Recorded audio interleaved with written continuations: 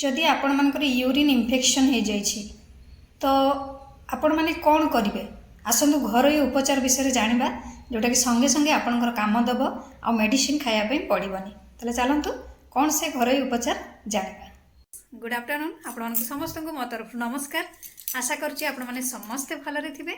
ताले चलतु वीडियो आरंभ करवा किंतु वीडियो आरंभ करने पूर्व आपण मान भर कहीं जब आज मो चैनल नुआ था प्लीज प्रथम मो चैनल टी सब्सक्राइब कर दिंतु पाखरे थिबा बेल आइकन को क्लिक करूँ जहाँफल मो नुआ नुआ वीडियो नोटिफिकेशन आपण मान पाखे खूब शीघ्र पहुँची जीव।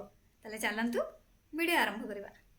परिस्रा करबा टाइम रे जदि जलापड़ा अनुभव होउछि बा परिस्रा ठीक से आपनकर पास हेउ नाही एई सब लक्षण थिले बा आपनको बारंबार परिस्रा करबा भली अनुभव होउछि तो आपण जानिबे जे आपनकर परिस्रा जोटा कि यूरिन इन्फेक्शन हेछि। जदि पिला मानकु एई यूरिन इन्फेक्शन हेइ थाए तो से टाइम रे सेमानकु ज्वर आसी थाए बांती बांती टाइप रो लागि थाए ता सहित भोक होई न थाए तो जानिबे एई सब लक्षण थिले पिला मानकर थारे तो जानिबे सेमानकर यूरिन इन्फेक्शन हेछि। परिस्रा संक्रमण समय रे अनेक लोक बांती बांती टाइप रो भी अनुभव करती। जदि आपण एपरी समस्यार शिकार होउछंती तेबे आपण किछि घरोई उपचार ट्राए करि पारिबे। परिस्रा इन्फेक्शन आमर पुरुषंक अपेक्षा महिलांक ठारे अधिक देखा जाए। प्रत्येक महिला जीवन रे किछि समय रे जोटा कि यूरिन इन्फेक्शन समस्या रे सम्मुखीन होई थांती। अनेक महिला एकाधिक थर एही रोग रे पीड़ित होई पारंती। तेणु आसंतु आज आमे जानिबा यूरिन इन्फेक्शन घरोई उपचार विषय रे। प्रथम तो आपण जानि रखंतु जे आमर यूरिन इन्फेक्शन कौन, कारण यूरिन इन्फेक्शन आमर एक जीवाणु संक्रमण। एही संक्रमण मूत्राशयर एक अंश को संक्रमित करि थाए। जेतेबेले एहा तल पेट को प्रभावित करे एहाकु साधारण मूत्र संक्रमण कहा जाए। जेतेबेले एहा ऊपर मूत्राशय को प्रभावित करे एहाकु किडनी संक्रमण कहा जाए। गर्भवती महिलांक ठारे मध्य एही यूरिन इन्फेक्शन हेबार आशंका अधिक थाए। सेथिपई सेमानकर परिस्रा प्रसव पूर्वर मध्य परीक्षा करा जाए। जीवाणु मूत्राशय को दुईटी उपाय रे संक्रमित कराए। सेमाने रक्तरु किडनी रे प्रवेश करी मूत्रनली को संक्रमित करती किंबा मूत्राशय देई प्रवेश करी मूत्राशय को संक्रमित करती। एक रिपोर्ट अनुଯାयी भारतर प्राय 50% महिला एही शौचालय नहले शौचालय अभावरु एही रोग रे पीड़ित होई थांती। एही रोगटी बेसी महिला मानक ठारे काहेकि देखा जाए कहले से माने अधिक समय धरी परिस्राटाକୁ चापी रखी दियंती। सेथिपई परिस्रा बंद हेतु मूत्रनली संक्रमण होई थाए जहा फल रे आमर पुरुषों अपेक्षा लेडीज मानकर यूरिन इन्फेक्शन समस्याटी अधिक देखा जाए थाए।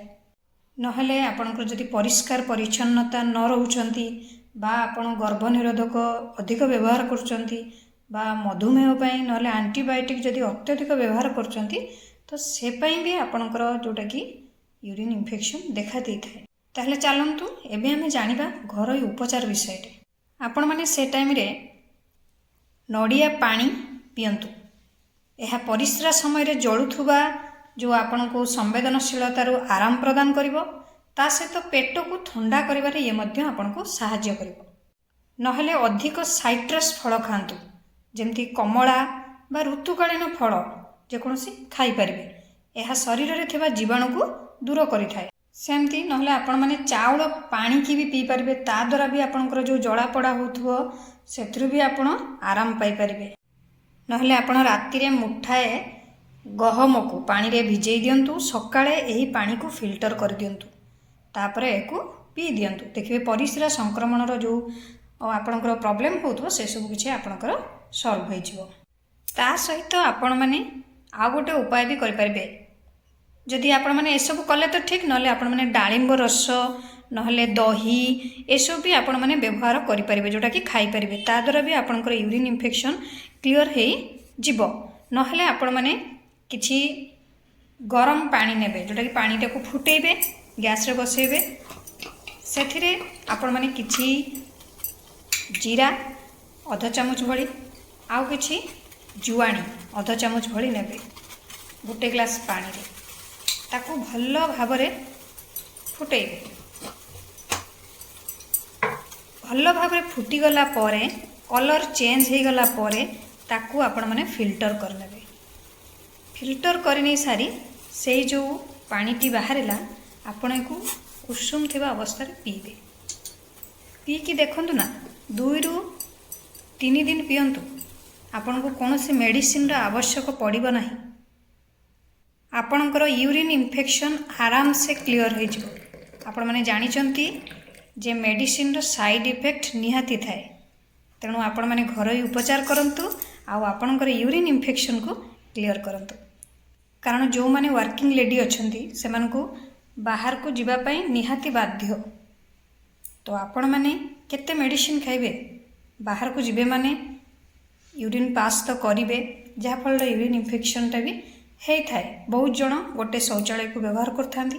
सेतिपई आपण माने जेतेबेले भी आपण माने देखुचंती आपण को एही प्रॉब्लम टी फेस करचंती, तो तुरंत आपण माने गरम पानी रे आपणकर जुआणी प्लस जीरा को पकई भल भाव फुटई दियंतु, छाणी दियंतु, ताको उषुम उषुम पी दियंतु खाली पेटर सकाळ। केवल 3 दिन खंड पियंतु ना, देखिए आपणकर यूरिन इन्फेक्शन पूरा पूरी क्लियर हो जिवो बिना मेडिसिन। आशा करुच्ची आपण मानक वीडियोटी भल लागिथिबो। जदि भल लगी थाए निहाती लाइक कमेंट शेयर सब्सक्राइब करेंगे, ता सहित शेयर मध्य करदेबे। मते ताले विदाई दियंतु, पुणी देखा हबो नेक्स्ट वीडियो रे।